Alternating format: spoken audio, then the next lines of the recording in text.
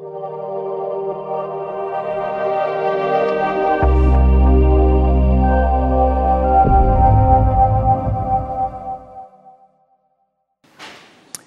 y a un midrash qui ramène l'histoire de Rabbi Chanina ben Dosa.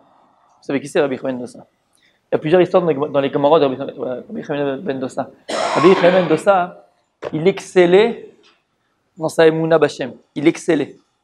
L'histoire avec sa femme, qui n'avait pas pour allumer le Néron de Shabbat. Vous connaissez l'histoire, d'accord?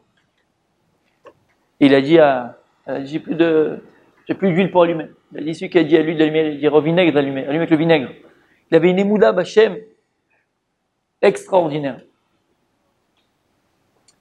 Et le Midrash raconte que c'était une des 3 fêtes. Vous savez qu'il y a une mitzvah, les Shosh Regalim, de monter Yerushalayim.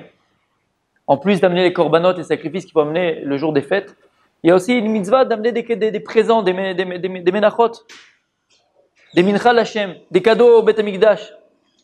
Il était très âgé, très vieux, peut-être 98 ans. Il était très pauvre.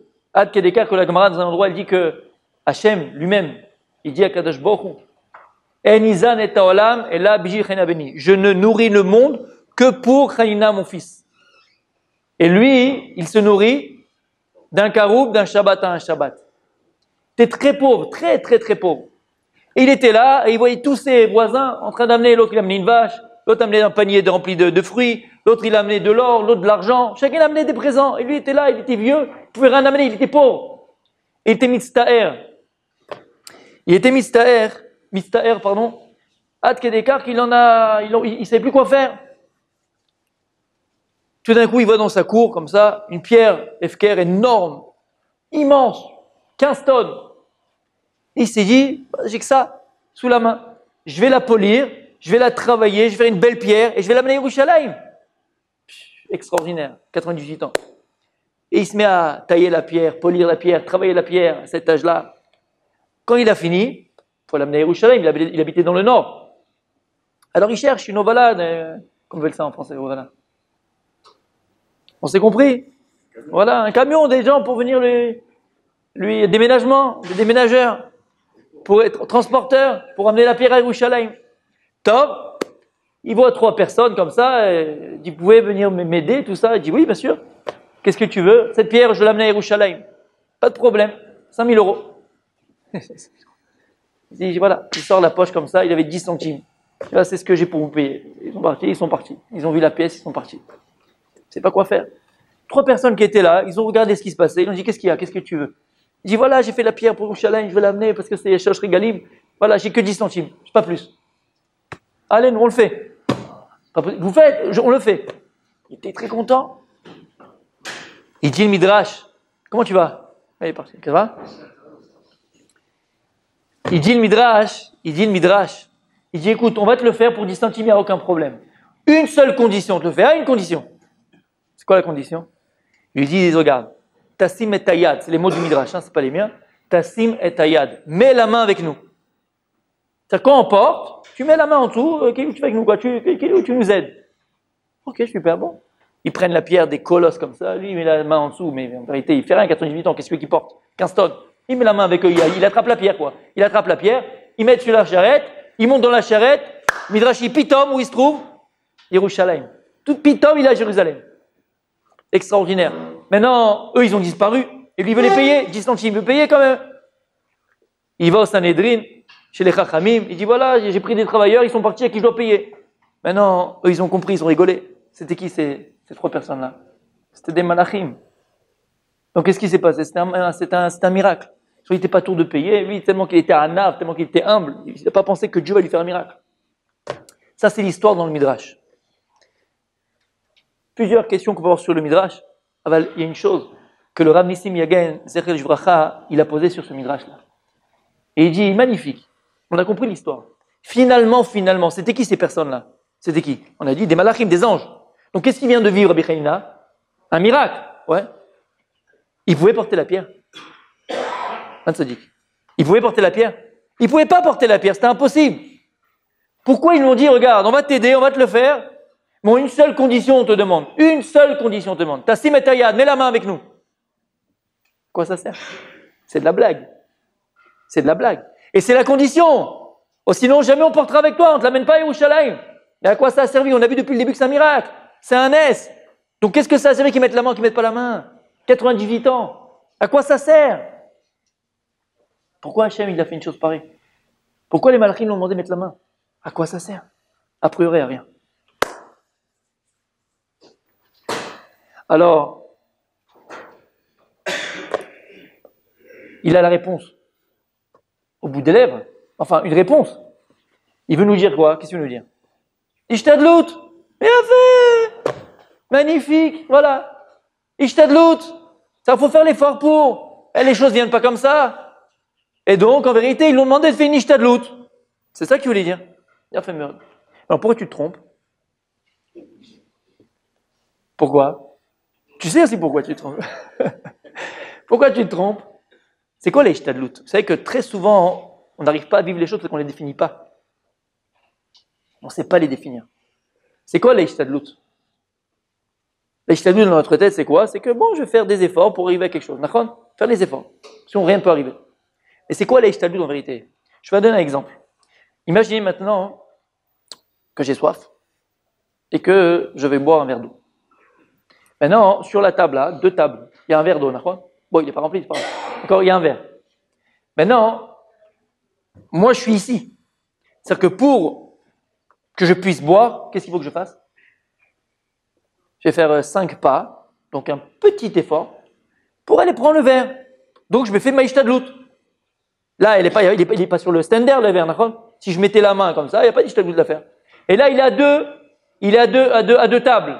Donc il faut ça, un petit effort. Ma Ishtadlout, c'est de prendre mes pieds et marcher. Alors, imaginez maintenant qu'ici, il n'y a pas d'eau. Et que le verre d'eau, il est dans la pièce là-bas au fond, derrière le Rav Cohen. Ok? Qu'est-ce qu'il faut que je fasse?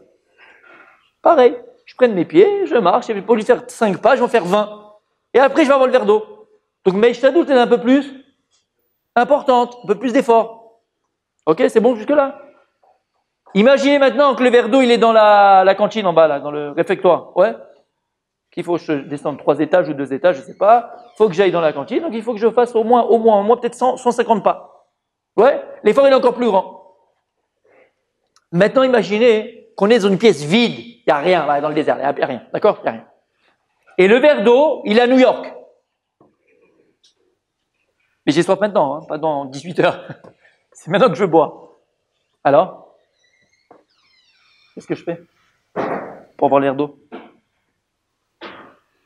Là, c'est plus l'Eishtadlout. J'attends le miracle. Pourquoi je vous dis ça? Écoutez bien. C'est quoi l'Eishtadlout? Quand est-ce que tu es mishtadel? L'Eishtadlout, faire l'effort quand on parle dans la Torah, c'est que je veux atteindre un but, je veux une chose, mais pour l'atteindre, Béhémet, ça va me demander des efforts. Mais la chose que je veux atteindre, elle est à portée de main malgré tout. C'est-à-dire que c'est higgioni, ça reste logique. C'est vrai peut-être que l'examen de médecine il est très difficile, c'est très dur. Mais si je travaille, je sors pas en boîte le soir, je vais pas avec les copains, et je vais pas avec les copines, et je vais pas mon rouge, le tordu, eh ben je vais y arriver. Ça demande beaucoup d'efforts. Faut beaucoup travailler, d'émettre, beaucoup de sacrifices, beaucoup d'investissements, émettre. Aval sa portée de main, d'autres aussi ont réussi. Pourquoi pas? Oui. Ça, c'est de la Ishtadlout. Pourquoi? Parce que la chose est à portée de main. Avec plus ou moins des efforts. C'est bon? Mais parfois dans la vie, Habibi, si le verre d'eau il est à New York, et toi tu es à Jérusalem, et tu as soif aujourd'hui, maintenant, tu n'as pas d'autre verre d'eau. Si tu as besoin du verre d'eau maintenant, et Tishtadel jusqu'à demain matin, tu n'auras pas ton verre d'eau, Habibi. Pourquoi? Parce que c'est une chose qui te dépasse. Elle n'est pas portée de main. C'est un rêve. Tu vas être Zidane. Habibi, qu'est-ce que tu veux faire? C'est fini. C'est l'imagination. Donc, Rabbi Mendoza, ils lui ont dit, attends, une seule condition pour qu'on amène la pierre à Yerushalayim. Une seule condition. Tassim et Tayad, mets la main avec nous. C'est de la Ishtadlout. Il peut porter, ça à portée de main, il peut porter. Il peut même les aider. Ça servait à quelque chose? À rien. Alors pourquoi lui demander de mettre la main? À quoi ça sert? Comme la prière. Prier avec eux. De deux? Prier avec eux. Non, ils n'ont pas prié là, ils ont porté. Pas prier, mais le petit arrive. comme il t'a dit au niveau spirituel, pas physique. Alors, je reprends encore une fois. Il n'a rien mis. 98 ans. Tu sais, quand tu es avec deux copains, tu veux porter la table. Tu dis, les gars, venez, on va porter. Et toi, tu es là, tu fais le Tunisien. Tu les aides, mais tu fais rien du tout. Tu fais, ouais, c'est bon, vas-y, ouais, tu mets à droite. Tu fais rien, quoi. Tu comprends? Tu fais quoi, là? Mais qu'est-ce que tu fais? Là, ils sont là comme des trucs qui transpirent. Toi, tu fais Kilo, mais il a rien fait, il a fait pareil. Il a fait le thune. Tu comprends?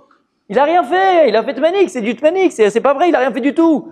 Maintenant, c'est pas lui le pauvre. C'est les malachim ont dit. Tassim et Tayad et c'est la condition. Ça fait hypocrite. Kilo met la main en dessous. Mais qu'est-ce que je fais rien? Pourquoi faire? Alors, si tu comprends qu'ils l'ont fait Tishtadel, fait la Ishtadlout, on a expliqué c'est quoi la Ishtadlout? La Ishtadlout, c'est quand tu fais une chose parce que avec l'effort que tu vas devoir procurer pour avoir ces choses-là, à la fin, tu vas l'avoir. Ça demande des efforts, ça a portée de main, c'est logique.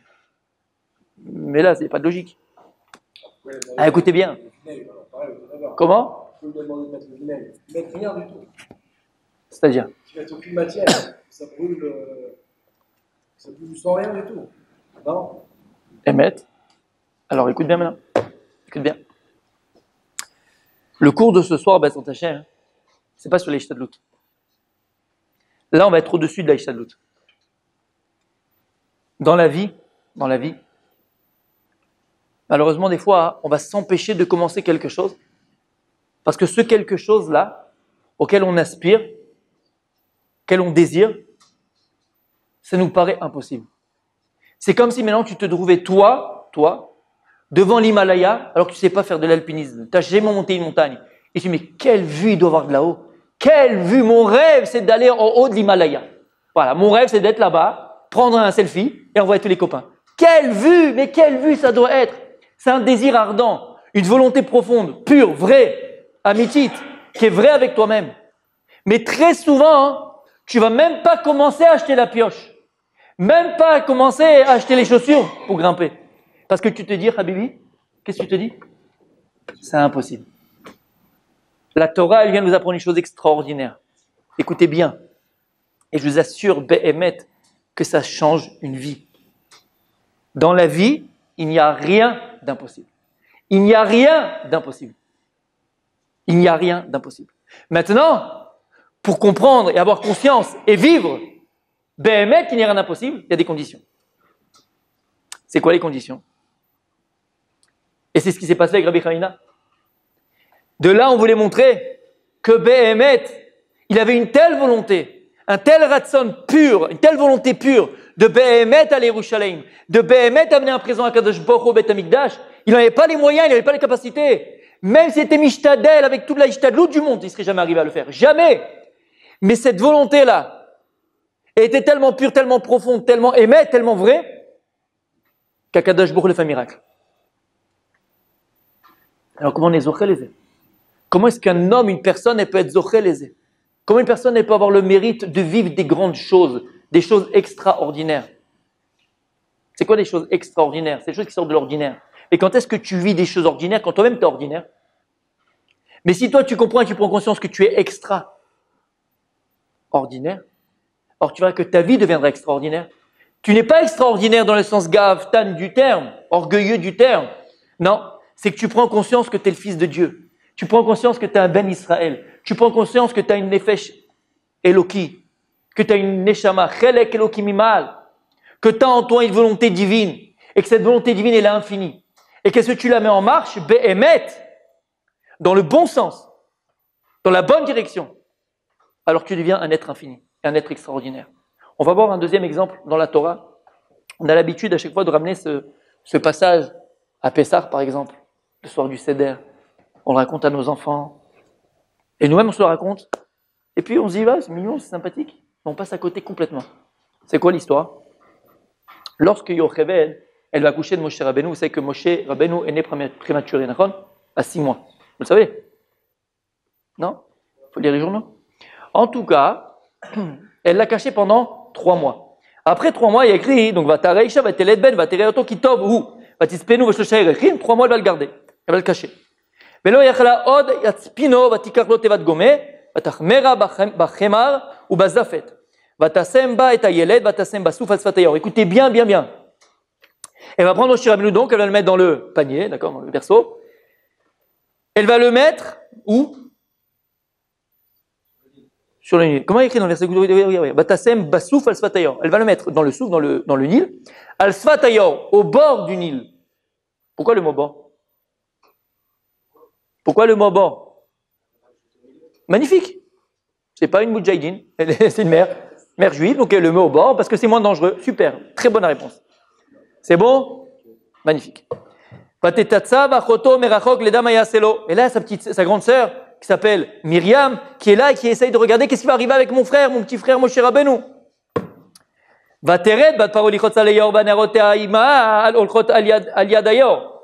Et la fille de Paro qui s'appelait Batia, elle va descendre maintenant dans le Nil. Pourquoi elle descend dans le Nil? Une des explications à Féméot, c'est pour se convertir. Donc elle est au mikvé pour se convertir. Et donc elle va avoir la vision, elle va voir le panier, donc le berceau où? Betor Asouf, au milieu du Nil. Vatishtar et Tamata Vatikachea, deux pshatim. Elle a envoyé sa servante Tamata, elle lui a pris. Et ce qu'on raconte à nos enfants, Midrash extraordinaire, on leur donne des bonbons. Qu'est-ce qu'on leur dit? Midrash, qu'est-ce qui s'est passé? Elle a étendu le bras, elle dit la Gemara Masset Sota qu'il était à Chamishim Amot. Chamishim, il était à 25 mètres. 25 mètres au milieu là-bas de l'eau. Elle a étendu son bras, Hachem fait un miracle, tac, elle a pris. Magnifique. Et nous on passe, on dit que c'est normal. C'est normal. Tous les jours ça arrive. Inspecteur gadget. Non, tu connais pas? C'est ce qui s'est passé. Gadget au bras, tac, boum, tac, magnifique. Extraordinaire. C'est quoi cette histoire? Vous avez été Médakim ou pas? Au début, où elle l'a mis, Yocheved? Al-Sfatayor, elle l'a mis au bord du Nil, comme tu l'as très bien dit. Pourquoi? Parce qu'elle veut le protéger. Et lorsque maintenant, Batia, elle voit le berceau, où il est le berceau? Betor Hassouf. Vous avez fait des tioulim, bon, j'ai entendu les Jivanachon. Bon, nous qui sommes champions de canoë-kayak, quand tu es dans un canoë-kayak que tu sais bien en faire, on est toujours sur les côtés où il y a les branches. Les mètres, non? Vous, ça va? Vous savez pagayer? Moi, je me suis toujours sur les côtés, je perds la casquette, le machin, le truc, j'arrive pas à m'en sortir. Tu fais le machin. Pourquoi? Parce que lorsque tu sais pas bien pagayer, qu'est-ce qui se passe? C'est que le courant, il t'amène toujours sur les côtés. D'accord? Oui ou non? Comme la mer, elle amène les déchets au bord. C'est comme ça, c'est logique. Donc attends, je comprends pas un truc. Si maintenant, Yochebed, elle a mis Moshe Rabbeinu, le berceau où? Au bord du Nil, mais qu'est-ce qu'il fait là-bas? C'est illogique, c'est pas logique. Qu'est-ce qu'il faut au milieu? C'est normal s'il est là-bas, c'est sûr qu'il reste là-bas avec les roseaux, les machins, c'est sûr qu'il va rester là-bas. C'est pas logique qu'il soit au milieu maintenant. Pourquoi il est au milieu? Et là, qu'est-ce qu'on a dit? Batia, qu'est-ce qu'elle fait à ce moment-là? Elle vient se convertir. Et il y a une des trois caractéristiques du juif. C'est quoi? Baïshanim, Rachmanim, comme les Chassim, Rachmanim. Maintenant, tu vas devenir juif. Ton père, Blainara, il a montré qu'il était Rachman. Il vient pas de n'importe où, il vient de Paro. Il y a eu deux personnes, le Midrash dit, dans toute l'histoire de l'humanité, qui ont fait les pires perversions. Les pires, Mamash Père Adam. C'était Paro et Nebuchadnezzar, le Midrash dit. Donc, elle vient pas de Baruch Hashem. On voit de qui elle vient, de qui elle tient. Rahman, il a tué, même les propres Égyptiens, il a tué. Il se trempait dans le sang des bébés juifs pour enlever sa lèpre. C'est un Rahman. Maintenant, toi, Batia, c'est ton Isaïon, c'est ton épreuve. Tu vas devenir juive. Il faut qu'on voit Behemet. Est-ce que tu es Rahman? Est-ce que tu as la Rahmanout? Est-ce que tu as la miséricorde? Est-ce que tu as la pitié? Alors il va voir Moshe Rabbeinu dans un petit panier, dans un petit berceau. Maintenant, où il va être? C'est trop facile. S'il est au bord, c'est pas du jeu. C'est normal qu'il va aller le chercher. Il est là. Akadosh, beaucoup il a inversé la nature. Elle l'a mis au bord, il va se trouver au milieu du souffle. Maintenant, imaginez qu'on construit une machine à remonter le temps et on met tous des babouches, on se met tous en halouk et on va au bord du Nil, on remonte à cette époque-là, on visite l'Égypte ancienne, on voit les pyramides à droite, à gauche, au bord du Nil. Tout d'un coup, au milieu du Nil, on voit une bonne femme, ok, s'attraper à un roseau ou un arbre, ou un roseau c'est difficile, mais un rocher ou je sais pas quoi, en train d'essayer de prendre un truc comme ça, tu sais. Toi, tu regardes, qu'est-ce que vous faites, madame? Non, j'essaie de prendre le truc là-bas, là. Il a 25 mètres. Il a 25 mètres. Quand est-ce que tu essayes de prendre un truc qui va tomber dans l'eau? Quand? Hein? Là, quand c'est proche de toi, avec un bout de bois, avec ton pied, je sais pas, fais quelque chose. Mais maintenant, le truc, il est à Paris, au bord de la Seine, là-bas, ouais, au milieu de la Seine. Tu as un portefeuille. Il a 25 mètres de toi. À part si tu nages, je sais pas comment tu peux le prendre. Là, tu vois une bonne femme au milieu du Nil, elle fait comme ça. Et toi, tu la vois, tu vois le truc, il est à 25 mètres d'elle. Tu appelles camisole de force. Elle a un problème, la femme. Non? C'est pas logique ce qu'elle fait. C'est logique? Non. Elle a ma. Qu'est-ce qu'il y a écrit? Vatishlach et amata vatikachea. Elle a étendu sa main. Et pourquoi tu étends la main? C'est de l'Ishtadlout? C'est de l'Ishtadlout? C'est de l'Ishtadlout, c'est dans la main? À 25 mètres? Inspecteur Gadget, là. Elle ne pourra jamais l'avoir. C'est impossible. Tu es d'accord avec moi que c'est impossible? C'est impossible. C'est pas que c'est à 2 mètres et tu vas t'attraper, vous faites une chaîne à 18. C'est à 25 mètres au milieu du Nil. Ça sert à rien. Vatishlach et amata. Il dit à Kadosh Baruch Hu, Tishlach et ayad, tasim et ayad. Mais la main, tu peux l'étendre. Oui, mais ça sert à rien. Je te demande pas si ça sert à rien. La main, tu peux l'étendre. Imagine maintenant, tu cherches un boulot, tu cherches un travail. Ouais. Alors, tu envoies des CV un peu partout. Bon, d'abord, tu n'as pas voulu toi l'envoyer les CV parce que tu ne croyais pas en toi-même. Alors, c'est ton copain qui a envoyé pour toi. Il dit, tu sais, j'ai envoyé partout. J'ai envoyé partout. C'est quoi partout? PDG d'Orange, Jérusalem, d'Israël. Waouh, c'est impossible. Habibi. Est-ce que le bus, tu peux le prendre? Le bus, tu peux le prendre? Tu peux le prendre. Taper à la porte du directeur, rentrer dans le bureau, tu peux t'asseoir. Maintenant, Bémet, peut-être que c'est vrai, c'est impossible. Bémet, c'est impossible. Achète le pieu. Achète des chaussures pour escalader. Bémet, c'est impossible. Et Bémet, dans la vie, tu arriveras des fois dans une situation qui soit impossible. Tu auras une volonté, Bémet, tu auras un désir, mais tu te dis, mais à quoi ça sert que je commence? Ça sert à rien que je commence. C'est plus l'Eishtalut et Kadosh Baruch Hu, il me faut un miracle. Et qui te dit que c'est pas possible? Et qui te dit que je suis pas capable? Tu le veux, tu le désires, et ton désir, il est pur, ta volonté, elle est pure. C'est pour Avodat Hashem. Tashlach et ayad. Sois le catalyseur de ton existence. Sois le catalyseur de tes volontés. Mais Hashem, c'est impossible, c'est l'Himalaya que tu me demandes. Moi, je t'ai rien demandé, c'est toi qui veux. Tu veux pas, tu rentres à la maison. Mais est-ce que tu le veux? Tu le veux? On voit Moshe Rabbeinu. Lorsque les Bnei Israël dans le désert, ils ont demandé de la viande.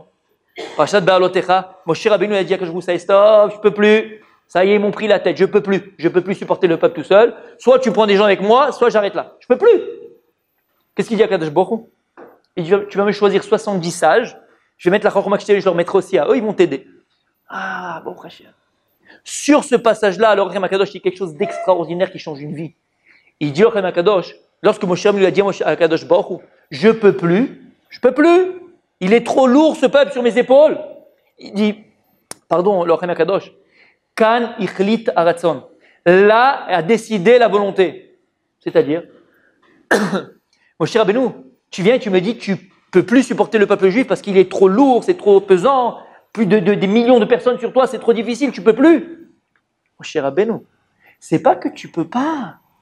Parce que depuis le départ, tu pouvais pas. Tu crois que c'est humain d'avoir tout un peuple sur ses épaules, du matin au soir? C'est humain? C'est logique? Faut de la Ishtadlout? Même avec la plus grande Ishtadlout, tu peux pas le faire. Demande au Rabban Chaya, à son niveau à lui, comment c'est prenant quand tu es au Sek Betzibour.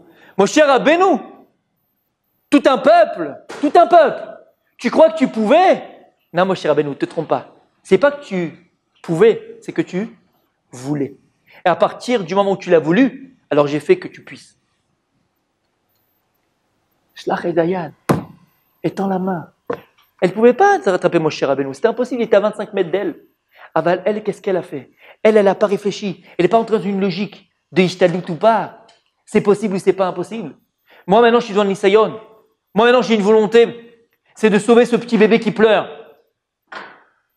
Et si maintenant, Kadosh Baruch Hu, il fait passer cet enfant devant moi, si maintenant je suis en train de vivre ce que je suis en train de vivre, ce vécu-là, c'est qu'il y a un message, c'est qu'Hachem attend quelque chose de moi. Si Kadosh Baruch Hu, il a fait qu'on soit tous ce soir, là maintenant, à cet instant précis, ensemble, ici, à la Yeshiva, mais c'est pas pour rien. On est juif. Non, on est juif. Bon, prochain. Un juif, il réfléchit pas comme les nations. Un juif, il pense. Un juif, il réfléchit à son vécu, à ce qu'il vit, à ce que Dieu, à ce qu'Akadosh Baruch Hu lui propose, à ce que la vie lui propose. Pourquoi on se rend compte? Pourquoi on discute? Pourquoi on parle? Pourquoi je vois ce que je vois? Pourquoi je vis ce que je vis? Pourquoi moi et pas lui? C'est qu'on attend de moi quelque chose. On n'a pas le droit de se dire, Mais c'est impossible. Ça n'a rien de commencer. On ne parle pas d'Ishtadlout.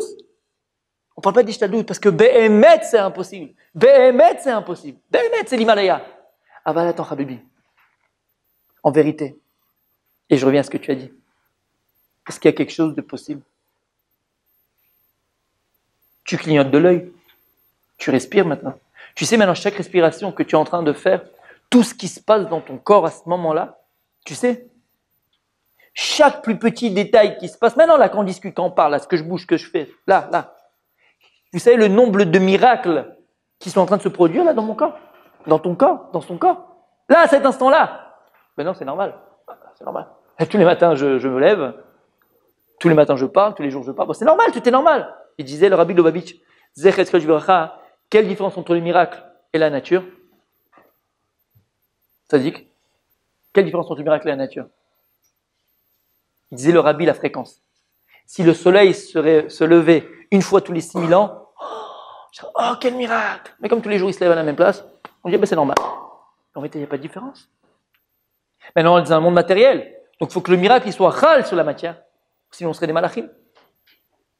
Même si Béhémet, j'ai pas besoin de ça pour que l'huile brûle. C'est vrai, mais il faut que ce soit chal sur quelque chose.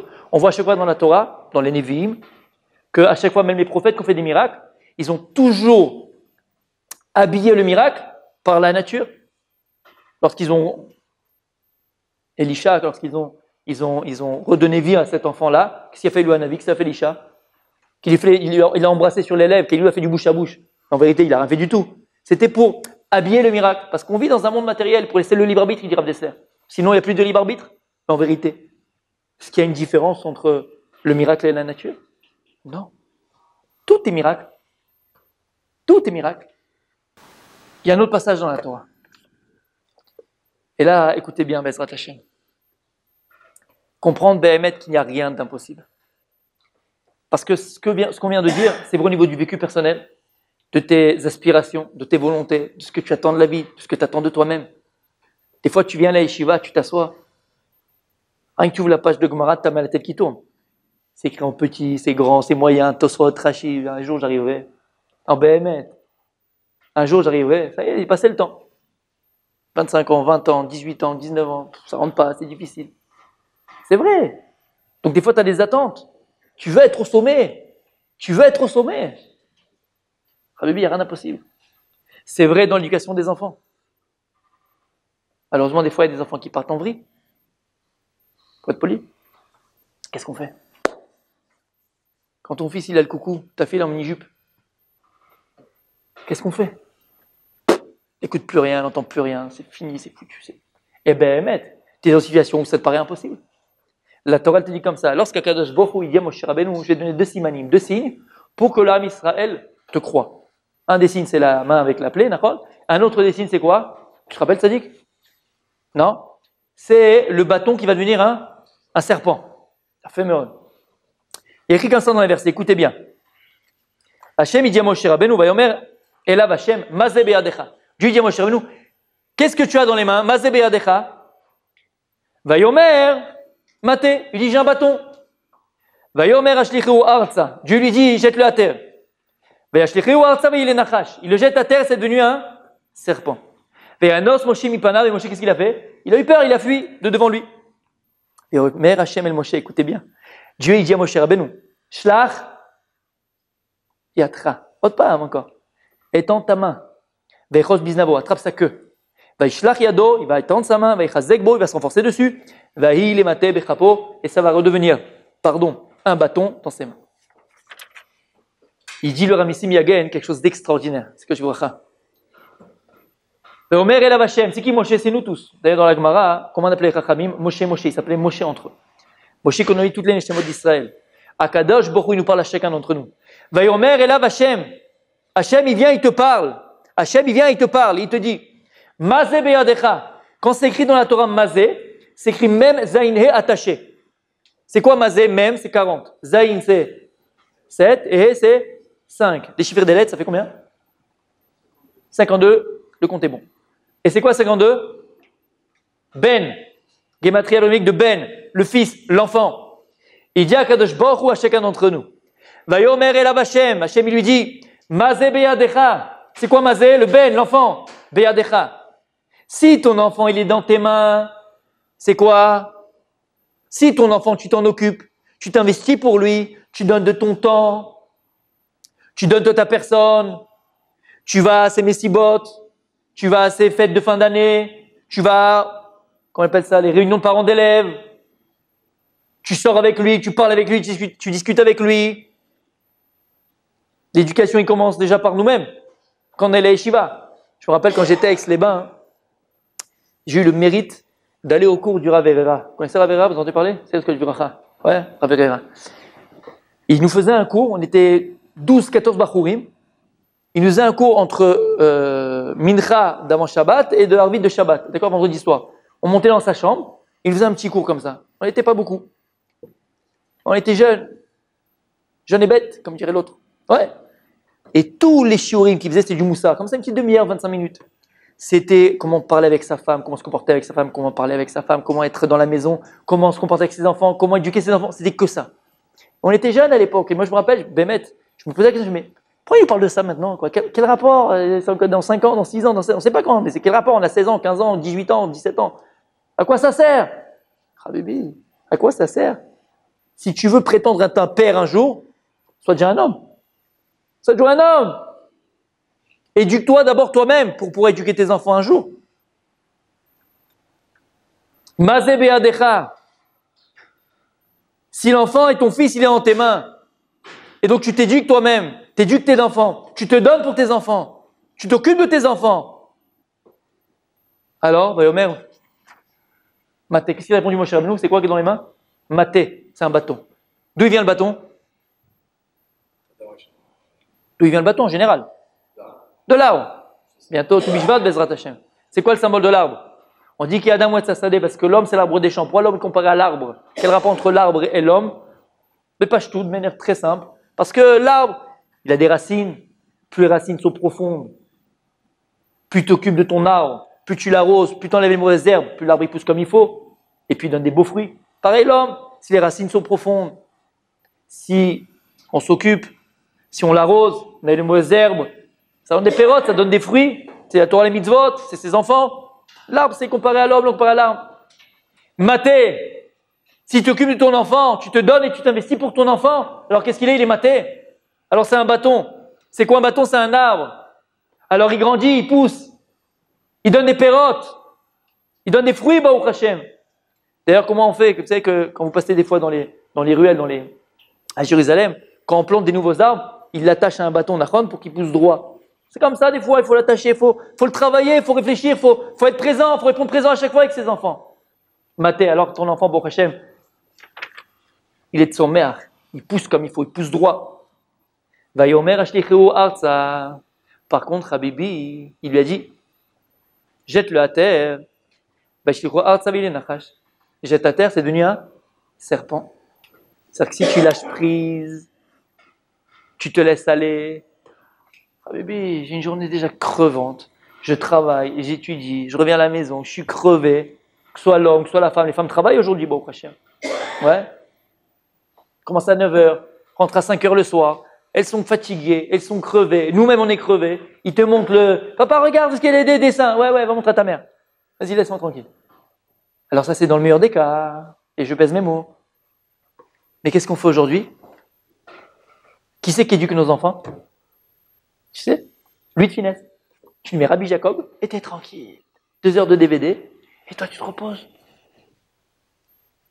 Habibi, c'est qui éduque tes enfants? C'est le DVD?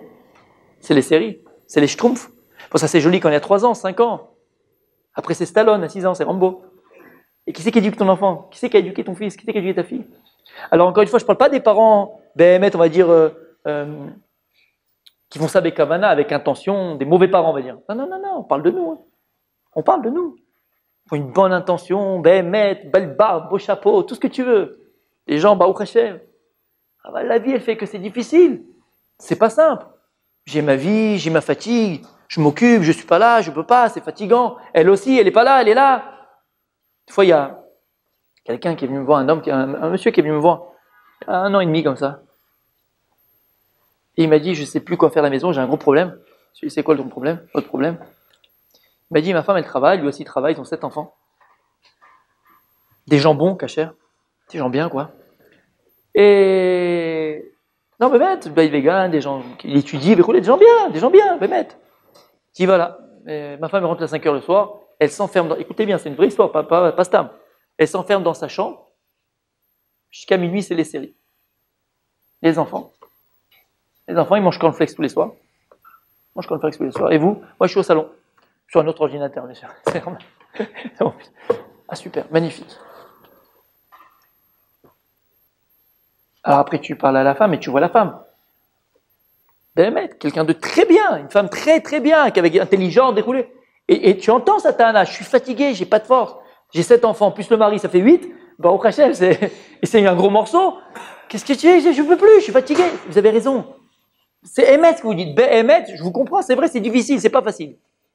Aval Habibi, il faut savoir ce qu'on veut dans la vie. En malasot. Ça demande beaucoup de misur nefesh. Lorsqu'on veut construire des choses vraies, des choses bonnes, des choses éternelles, ça demande beaucoup d'investissement. Ça demande beaucoup de sacrifices. J'étais à une Hanouka de Baït ce dimanche-là, à quelqu'un de la Keïla. On a eu le mérite d'avoir là-bas Rabbi David Pinto. Et il a fait un Dvar Torah, il a dit quelque chose de très très très très joli. Il a dit, Rabbi David, quelque chose de magnifique. Il parlait de la maison au Hanouka de Baït, et il disait qu'il a ramené, vous connaissez tous le passage dans la Torah, ce qui dit la Shira Kadosh, écrit Basul Migdash Shiratim Bet Ocham. Donc vous ferez un Migdash, un sanctuaire, et je résiderai parmi eux. On dit pas parmi lui, pas parmi eux. Alors il dit la Shira Kadosh, Kakadosh il te demande de faire un Mishkan en toi. Hachem, il réside en toi. Il a posé la question alors Rabbi David, alors à quoi il sert le kotel? À quoi il sert le Bet Hamikdash? Si Hachem il veut résider en nous, en vérité il n'a pas besoin qu'il y ait un Bet Hamikdash, alors nous-mêmes on a un Bet Hamikdash. On n'a pas besoin qu'il y ait un Bet Hamikdash. À quoi il sert? Non? Et donc il a dit que le parallèle entre le Bet Hamikdash et l'homme, c'est quoi? Il dit en vérité, le plus important, c'est pas le Bet Hamikdash. Le Bet Hamikdash, c'est de la pierre et c'est du bois. Le plus important, Bet Hamikdash, aux yeux d'Akadosh Baruch Hu, c'est ton être, c'est ta personne, c'est toi. C'est toi. Alors, à quoi il sert le Bet Hamikdash? Il dit en vérité, quand tu allais au Bet Hamikdash et qu'on va jusqu'à aujourd'hui, parce que la Shrina, l'Ozaza Misham, la Shrina est toujours là-bas, lorsqu'on va devant le kotel, devant le mur, et il dit en vérité, le Bet Hamikdash, c'est ton miroir. Tu dois percevoir à travers le Bet Hamikdash, à travers les pierres de Yerushalayim, à travers les pierres du Bet Hamikdash, ta personne. Est-ce que moi, je réussis à faire résider Hachem en moi? Et il dit, comment tu fais résider Hachem en toi? Qu'est-ce qu'on faisait au Bet Hamikdash? Des corbanotes. Alors, corbanotes, quand on le traduit en français, c'est sacrifice. D'accord? On faisait des sacrifices. Mais corbanotes, Mishon Leid Karev, c'est quoi? C'est entre guillemets les sacrifices qu'on faisait là-bas d'animaux. Ils étaient là pour se rapprocher d'Hachem. Il dit, c'est ça qu'Hachem attend de nous. Ta maison, c'est un petit sanctuaire. Ta personne, c'est un petit sanctuaire. Et il dit, à chaque fois maintenant à la maison, par exemple, que tu vas vouloir t'énerver contre ton épouse, contre ta femme, à chaque fois que ton enfant il vient, il dit, papa, on fait une Mishnah, j'ai fait une Mishnah aujourd'hui, tu peux la prendre avec moi? Maintenant, t'es crevé, t'as pas les nerfs, t'as encore... Non, j'ai pas le temps. Ah, Rabbi, attends, réfléchis. À chaque fois que tu sacrifies un petit peu de ta personne, pas dans le mauvais sens du terme, en fait, tu investis de ta personne, mais tu sacrifies un petit peu de ta personne, tu vas t'arrêter, tu vas pas t'énerver contre ta femme. À chaque fois que tu vas prendre du temps pour ton fils, tu vas étudier la Mishnah avec lui. Pour ta fille, faire un beau dessin avec elle, parce que demain elle a un truc de dessin. À chaque fois que tu vas prendre sur toi, chez toi, à la maison, c'est comme si tu étais makrim un korban akadosh baruch hu, comme au Bet Hamikdash. T'entends ça? À chaque fois que tu prends sur toi, à chaque fois que tu fais un sacrifice. Il a même dit, il a dit, Nida tarata mishpacha, c'est normal, c'est facile. C'est pas facile, il y a un tserara. Et à chaque fois que ta femme elle est Nida, à chaque fois que tu prends sur toi, à chaque fois que tu fais les lois de tarata mishpacha, c'est un sacrifice. Tu m'acrives, t'es makriv à Kadosh Baruch Hu. Alors, si tu m'acrives à Kadosh Baruch Hu, tu amènes à Kadosh Baruch Hu un sacrifice, alors tu as mis le karev là. Alors tu te rapproches de lui. C'est ça qui fait la proximité avec Dieu. L'investissement, comme dans tout. Plus tu investis pour une personne, plus tu investis pour une chose. Il dit Rabbi Dessler, pourquoi ça marche comme ça? Parce qu'il dit Rabbi Dessler, plus tu t'investis pour une chose, plus tu donnes pour une chose, plus en réalité tu es une partie de toi la chose. Et en réalité, qu'est-ce que tu vois dans l'autre? Tu vois toi-même. Et donc l'homme il est plus proche de qui? De lui. Donc en vérité, il s'aime. On va s'aimer. Bon, calme-toi. D'accord? Et c'est pour ça que tu arrives quoi? À t'attacher à la chose, tu arrives à l'aimer. Tu vas t'approcher d'elle. Parce que tu t'es investi pour elle, tu t'es donné pour elle. Tu as donné ta personne à l'autre, tu as donné la personne à la chose. Il y a des gens qui ne veulent même plus rentrer chez eux à la maison. Pourquoi? Parce qu'il est à l'hôtel, le mec. Tu aides. Ta femme, elle est là, la pauvre, avec 4 gosses ici, 3 trucs comme ça, et encore, elle s'en sort pas. Et toi, t'es le pacha. Chérie, les babouches. Calme-toi. Tu vas voir que ta maison va être différente. Investis-toi, donne de ta personne. Assis-toi, tu as déjà parlé avec ton fils, avec ta fille.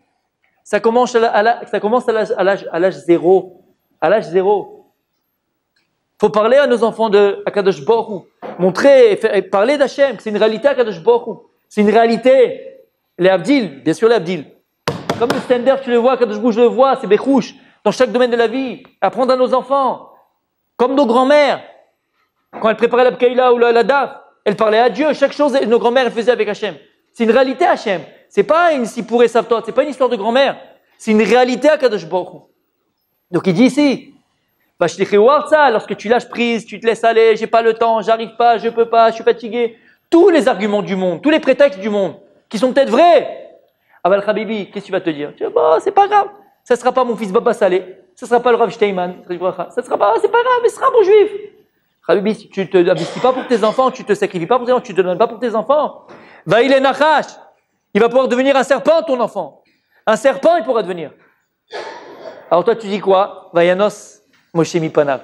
Lorsque après, tu as lâché prise et donc tu t'étonnes pas que tes enfants sont devenus ce qu'ils sont devenus, qu'est-ce qu'on fait nous les parents en général, malheureusement? Vayanos, Moshe il a fui. Qu'est-ce qu'on fait? On fuit nos responsabilités. On se dit, bon, il y a un défaut de fabrication.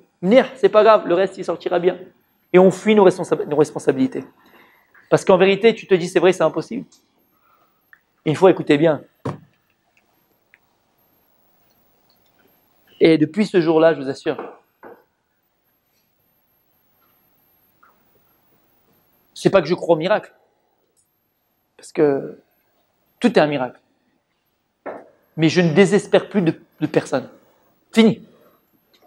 Il y a un papa, un monsieur, il avait un fils. Alors son fils, il lui a tout fait.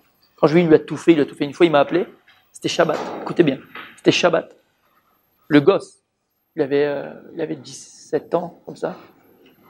Et ce qui s'est passé, il était Shabbat, en slip, dans le salon, avec la cigarette. Famille Froum, le père, la barbe, le chapeau.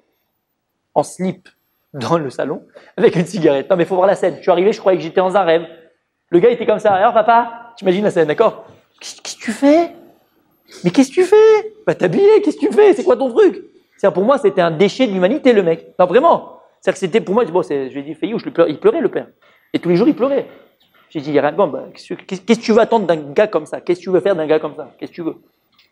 À quel écart, t'es en slip au salon, dont ton père, ta mère, tes frères et tes sœurs, Shabbat, avec une cigarette. Ça, t'as plus rien, quoi, c'est fini. Alors aujourd'hui, ce gars-là, il admire. Il admire ce gars-là. T'entends ce que je te dis? T'entends ce que je te dis ou pas? Il n'y a rien d'impossible. Et je peux te dire que le père, il a tout fait. Hein. Toutes les ségoulottes possibles, imaginables, de toutes les nations du monde. Il a tout fait. Il a tout fait. Entre guillemets, il a tout fait. Kadosh Baruch Hu, il a écouté cette fille-là. Quand je le vois maintenant, celui, Hachem, il a écouté cette fille-là. Et il n'a pas lâché son fils. Je lui ai dit, mais dégage-le, tu ne peux pas laisser comme ça. Ils n'ont pas lâché leur fils. Malgré tout, il était toujours à la maison. Malgré tout, la porte était toujours ouverte et malgré tout, il était là. Ben, ça a donné ses fruits. Aujourd'hui, il est Amir, le gosse. Oh, il a 21 ans, c'était il y a longtemps cette histoire. 4 ans. Il est Amir. T'entends ce que je te dis? Pourquoi? Alors, qu'est-ce qu'on fait? On fuit. On dit c'est impossible. Il dit à Kadosh Baruch Hu, Shlach Yatra, étends ta main. Vechos biznavo, attrape la queue. C'est quoi la queue? La queue, c'est l'extrémité. Tu veux pas revenir chez ton enfant et lui dire tu rentres à 7h, tu rentres à 8h. C'est fini, il t'écoute plus. C'est quoi l'extrémité? Maintenant, si tu proposes à ton fils d'aller faire un tennis, il va le faire avec toi? Un resto, un ciné, quelque chose quoi, une piscine. Il va le faire avec toi ou pas? Il accepte ça? Prends ce qu'il y a à prendre. Mais ça sert à rien. Moi, je vais faire un ciné avec mon fils. Moi, je vais faire une piscine avec mon fils. Moi, je vais aller manger au resto. Qu'est-ce que c'est pas ça que je veux? Moi, je veux que ce soit un ben Torah. Je veux que ce soit un vrai juif. Je veux que ce soit un. Redescends. On parle plus de ça là. Écoute ce que je te dis. Vaishlach yado. Il a étendu sa main. Vaichazek bo latlat. Ah, on est parti manger. On est parti acheter des habits. On est parti dans le nord faire de la banane. Magnifique. Puis après 3 semaines, 1 mois, je ne te crois pas. Il m'a demandé un conseil. Bon, c'est sur une fille, mais bon, c'est pas grave. Au début. Puis après, on y va, quoi. Ça va revenir. Il m'a parlé, mon fils. Echazekbo, doucement, tu te mis Chazekbo. Vaïl et Maté Bechapo. Et c'est redevenu un bâton dans tes mains. Il ne faut pas désespérer de rien, même si ça te paraît impossible dans l'éducation de tes enfants. Jamais désespérer. Il n'y a rien d'impossible. Shtariatra, tu peux sortir avec lui, tu peux lui parler, tu peux l'amener à la... Va, fais-le, ça va rien changer, c'est pas ton problème. C'est ça que la Torah vient nous apprendre. Dans la vie, les amis, on a des shéifotes, on a des volontés, on a des désirs. Chacun avec ses volontés, chacun avec ses aspirations. Mais parfois, Béhémet, ça nous paraît impossible. Pas parce que ça nous paraît, parce que Béhémet, c'est impossible, comme on a dit depuis le départ. Parce que Béhémet, c'est impossible. Comprenez bien une chose. Le message que je vais vous faire passer ce soir, Bezrat Hashem, comprenez une chose, essayez de le vivre et prendre conscience de cela. Il n'y a rien d'impossible. Et je terminerai par quelque chose qui me tient à cœur, qui a changé ma vie et qui continue à la changer. À chaque fois que j'ai le blues, à chaque fois que c'est difficile, quand, par exemple, on a un kollel, quand on a un séminaire, quand on a une keila, quand tu t'occupes de choses, et parfois il faut beaucoup d'argent, parfois il y a des gens, c'est des rkik, des fois c'est des blids, des fois c'est les deux en même temps, t'imagines le truc, c'est des rkik et blids. Et donc c'est pas facile, des fois BMH, tu te dis mais c'est impossible, je peux pas, c'est impossible, c'est impossible, c'est impossible. Demandez à des gens qui ont fait. Demandez après le cours à Raoul Shaya, comment il a commencé, comment il a fait, regardez. Je suis sûr que lui aujourd'hui il vous dira je ne sais pas comment j'ai fait, je ne sais pas. Parce que personne ne te dit comment j'ai pu le faire. C'est pas logique. C'est pas logique. Mais par contre, ces gens qui ont fait des choses grandes, ces gens qui ont fait des choses extraordinaires, c'est parce qu'ils sont sortis de l'ordinaire. Ils avaient une volonté pure, ils avaient une volonté Behemet Leshem Shamaim, plus possible. Alors ils ont eu Siyata Dishma. Écoutez ce que dit le Rav d'Esther, je t'ai mis de mamache avec ça. C'est une lettre que vous pouvez trouver dans le Mirtav Me'Eliyahu, page 344, elle est Gimel. C'est une lettre que le Rav d'Esther, il a envoyée à son fils après la Shoah. Alors regardez ce qu'il dit.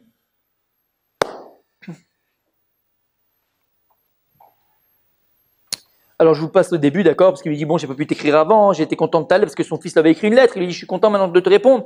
Ok, Nishtomamti lirot bemirtafra. On est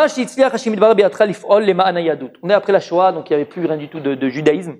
Et il dit, le père il dit à son fils, j'ai été agréablement étonné de lire dans ta lettre, de voir dans ta lettre, combien Akadosh Baruch Hu, combien Hachem, il t'a fait réussir dans tout ce que tu entreprends pour le judaïsme, essaie de faire raviver la flamme de la Torah après la Shoah.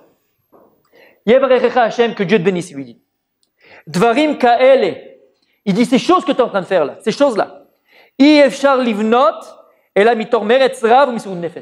C'est impossible, il dit à son fils, d'arriver à ce que tu arrives, à construire ce que tu construis, mon fils. Sans meretz rav, grande force, et misur nefesh, et sacrifice et investissement. Avodati telamedeni, il dit Rav Desser sur lui, il dit ma petite expérience m'a appris. Qui est davar chez Yefcha. Il n'y a rien d'impossible. Écoutez bien les garçons, il n'y a rien d'impossible. Imzochin les siyata dishmaya. Si on a le mérite d'avoir la providence divine avec nous, si on a le mérite d'avoir l'aide d'Hachem avec nous. Ah, et comment on a l'aide d'Hachem avec nous?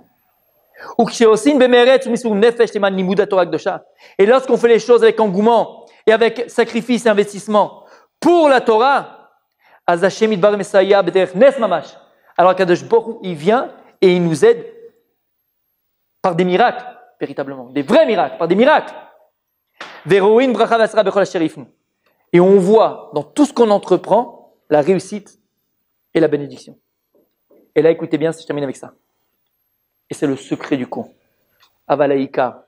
Alors, c'est quoi la principale chose pour réussir dans ta Avodat Hashem, dans ton couple? Ton couple, c'est Avodat Hashem. L'éducation de tes enfants, c'est Avodat Hashem. Ton limud à toi, c'est Avodat Hashem. Dans ton travail, c'est Avodat Hashem. Il n'y a pas un endroit où il n'y a pas Kadosh Baruch Hu, où tout est Avodat Hashem. Comment tu peux réussir dans tout? Comment on peut tous avoir la Siyata Dishmaya?